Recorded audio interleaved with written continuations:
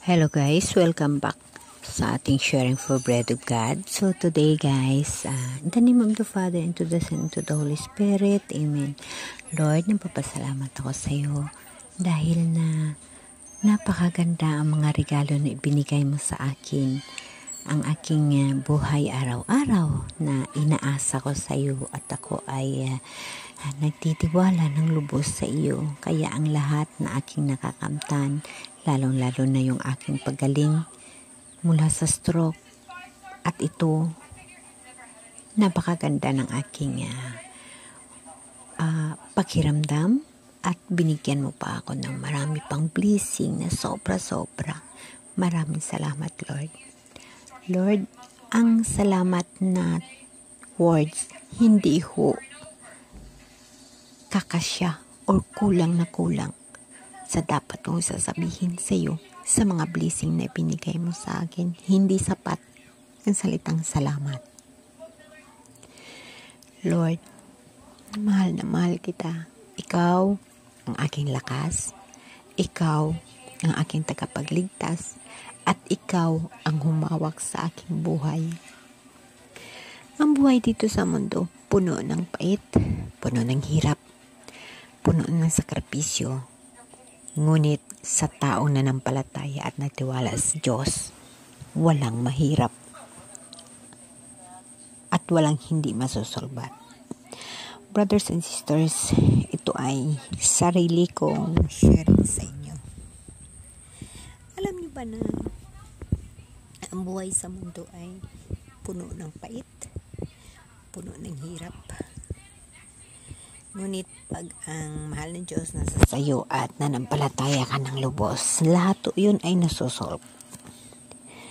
Nandito tayo sa mundo upang magkaroon ng eksperyensya ng kalipay, kasakit, at malaman natin ang tama at mali. Alam niyo ba, brothers and sisters, na ang buhay natin sa mundo ay panandalian lamang. Kaya lahat ng mga eksperyensya sa buhay ay ating naranasan. Mayroong mga eksperyensya na hindi nakakaya at hindi nagtagumpay. Sila yung mga tao na puno ng mga pagkakamali. Yes, lahat tayo nagkakamali. Lahat tayo ay makasalanan. Ngunit may mga tao na hindi sumusubok na magsisi at iwanan ang kasalanan. May mga tao naman na ang kanilang panampalataya ay maalikamkam. Kumbaga, hindi lubusan na ipinagkatiwala sa mahal na Diyos. Brothers and sisters, ito yung ibahagi ko sa inyo sa aking buhay. Sa lahat ng trials sa buhay, halos nasa akin na ata. Ang mga pagkakamali, nasa akin din ata. Hindi lang ata, talagang sa akin.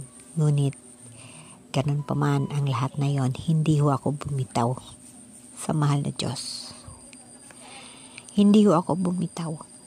Siya lagi ang priority ko.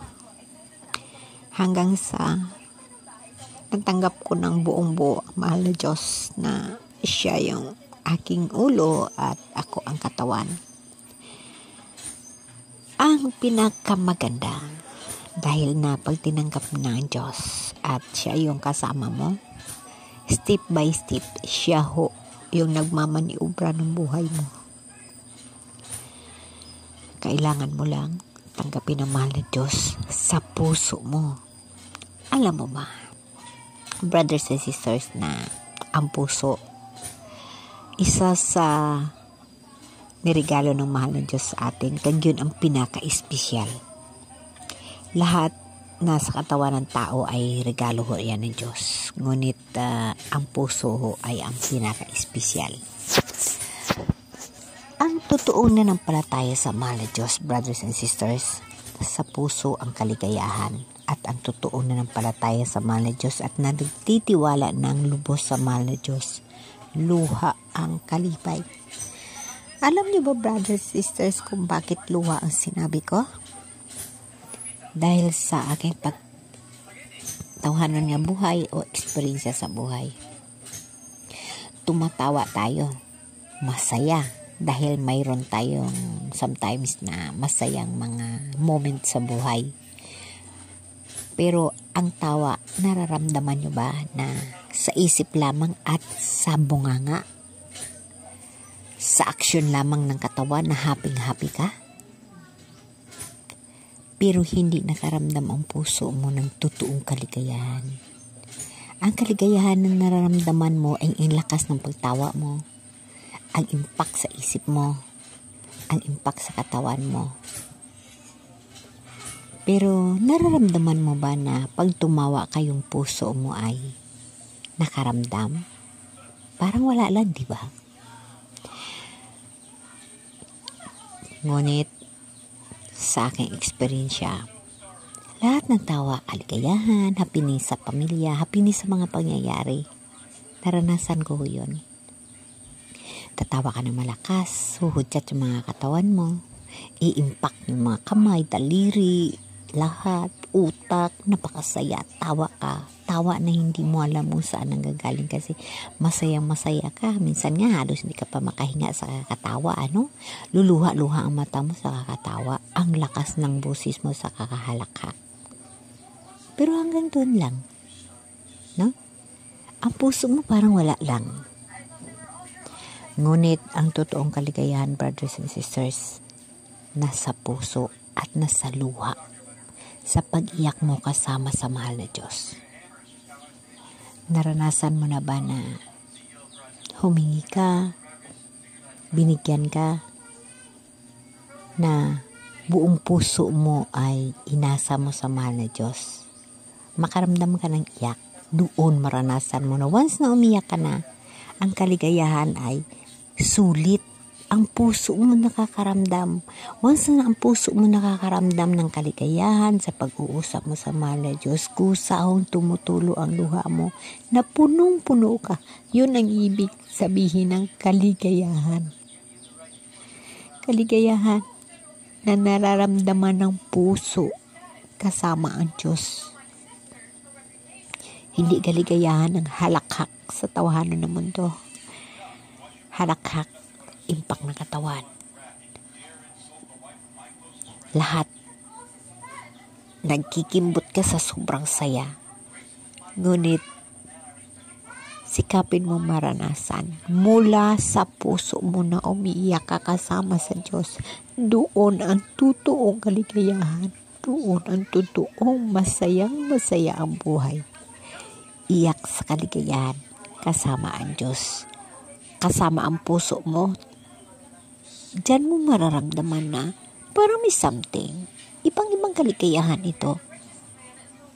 Parang naghahabok yung puso mo, tapos tumutulo ang luha mo, tapos ang ganda sa pakiramdam. Dahil kinakausap mo ang Diyos. Kaya ang puso ang pinaka-espesyal na regalo ng mahal na Diyos. Dahil yan ang iniwan niya sa atin, ang ating pag-ibig sa ating kapwa. Sa lahat ng mga tao at nilalang na binigay din ng Diyos kasama natin.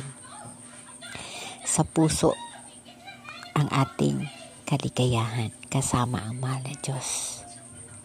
Sa puso natin mararamdaman ang pag-ibig mula sa Holy Spirit ng mahal na Diyos. Brothers and sisters, lahat na bahagi ng buhay natin is isa lamang itong istorya. Nakaramdam tayo ng kaligayahan, nakaramdam tayo ng sakit, pait, at hirap. Ngunit, sisikapin nating mararamdaman ang kaligayahan kasama ang mahal na Diyos. At ating pangarapin na magkaroon tayo ng buhay sa walang hanggang kasama ang mahal na Diyos. Kagaya ko, dito sa mundo, yes, lahat ng trials, alam ko hindi ako pinabayaan ng mahal na Diyos.